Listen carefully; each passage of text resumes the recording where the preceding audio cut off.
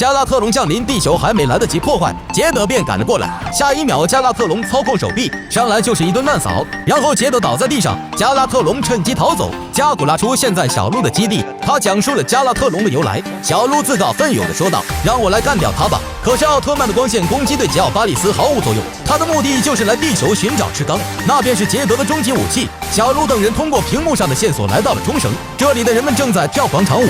突然，他们的目光被一个熟悉的背影吸引，紧接着这个男人摔了一跤，原来是令人。于是他们在公园讨论起来。令人坚定地说，他知道赤钢的下落。下一秒，把他们带到了小树林，在这里，他们结识了艾流。他和小鹿等人讲述了太古时期赤钢的传说，然后带他们来到一个奇怪的地方。走在前面，小鹿诧异的眼神看着前面的雕像，令人说道：“难道这就是赤钢？”千寻举起了石头，可是一点变化也没有。加古拉接过石头，还是一点反应也没有。艾流接道：“只有被选中的拥有正义之心的战士才有资格使用赤钢。”加古拉顿时表情僵硬。画面一转，加拉特隆降落在城市中，所及之处皆为废墟，人们纷纷逃窜。转过身，他看着森林中的众人，看着艾流手中的石头，原来他是为了赤钢而来。他们急忙地跑到空旷的地方，小鹿准备变身，却被加拉特隆打断。危机时刻，艾流走向前，拿起胸口的项链喊了一声，项链发出光芒，奇怪的雕像同样发光，化作一头狮子出现在城市中。所有人惊讶的表情看着艾流，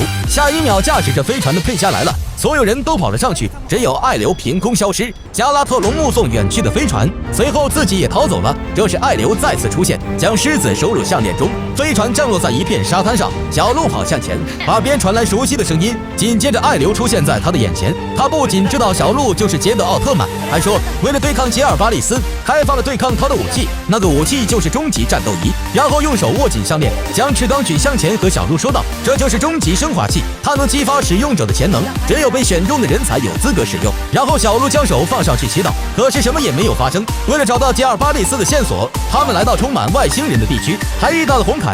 红凯说道，他的地球也遭受加拉特隆的袭击，为了寻找线索也来到这里。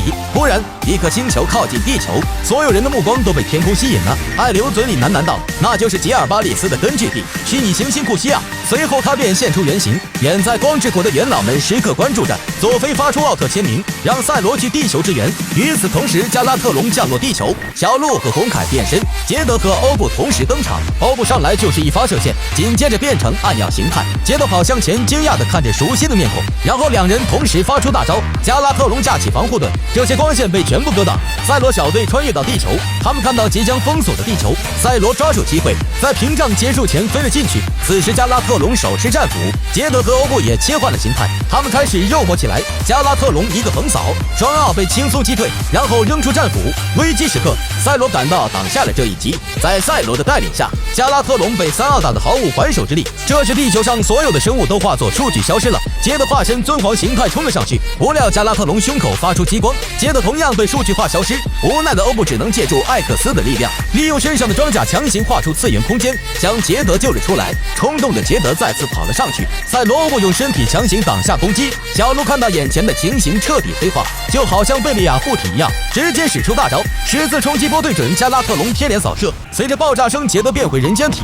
艾流使用特殊能力治疗了昏厥的小鹿，醒来后的小鹿懊悔自己冲动的行为，然后艾流独自将小鹿带到小树林中，试图让小鹿重拾自信，保护人类。这时上空无数的加拉特隆降临地球，人们纷纷逃窜，他们的目的只有一个，寻找杰德的终极升华器。艾流举起项链，召唤大地守护神战斗。突然，手持利剑的加古拉出现在他们身旁，他拿着艾流胸口的项链说道：“这里蕴含强化生命能量的力量。”然后通过项链的力量，身体巨大化，拿出利剑砍向加拉特隆，但是对这些冷冰冰的机器一点感觉也没有。加古拉被一掌打倒在地。危机时刻，一道剑气打断了加拉特隆的进攻。转过身，欧布奥特曼出现在他面前，加古拉紧握手腕站了起来，在两人的配合下，轻松解决一只加拉特隆。原来当时两奥在挡下加拉特隆攻击时，赛罗利用闪耀形态跨越时间，在未来坐等时机到来。这次赛罗带着无限形态回来，连环脚轻松干掉了加拉特隆。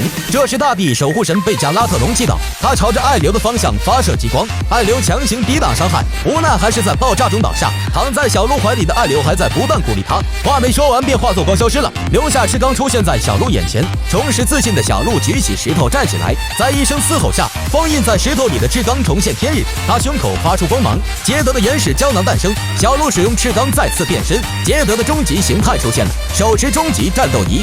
赛罗欧布目不改色地看着捷德，这时地球上仅剩5只加拉特龙，在众人的合力攻击下，5只加拉特龙在捷德的背影中炸成灰烬。加古拉用尽力量变回人间体，三奥飞向天空，来到了库西亚星球。一只庞大的机械怪兽出现在他们面前，这正是杰尔巴里斯的本体，即使三奥的最强形态。面对着庞然大物，依然讨不到好处。杰尔巴里斯转动手臂，发出4重射线，3人被打至红灯。倒在地上的捷德顽强地站了起来，独自冲上去面对杰尔巴里斯。战歌响起，小鹿按下按钮，一发终极推力将其击退，紧接着飞向天空，又是一道射线射出。